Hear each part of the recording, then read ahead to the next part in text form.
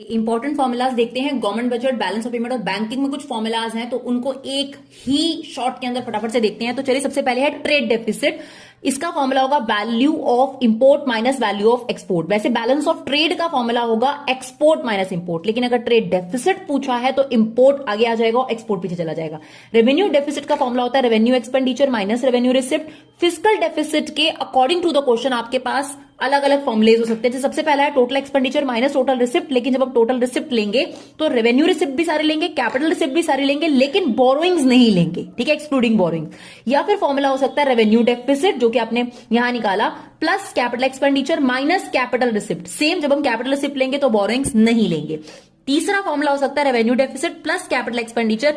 इन्हीं को यहां पर एक अलग नाम से बुलाया जाता है जो कभी कभी एग्जाम में आ जाता है, नॉन डेप्ट क्रिएटिंग कैपिटल रिसिप्ट। ठीक है, तो यही हमें चाहिए होती है, नॉन डेप्ट क्रिएटिंग कैपिटल रिसिप्ट। क्योंकि डेप्ट क्रिएटिंग का मतलब क्या हुआ, बोरोइंग्स, तो बोरोइंग्स हमने नहीं ली, तो नॉन डेप्ट क्रिएटिंग कैपिटल रिसिप्ट ही हमें माइनस करनी होती है, राइट। और एक बात याद रखना, अगर क्वेश्चन में कभी कभी टोटल बोरोइंग्स गिवन हो तो fiscal deficit is equal to borrowing. जो फोर्थ फॉर्मूला है वो भी इसी का है, प्राइमरी डेफिसिट, जो कि होता है फिजिकल डेफिसिट माइनस इंटरेस्ट। ठीक है, एक इंपॉर्टेंट फॉर्मूला आपके पास है क्रेडिट डिपॉजिट या मनी मल्टीप्लायर इसको कहा जाता है। इसका फॉर्मूला है 1 अपॉन लीगल रिजर्व रेशो।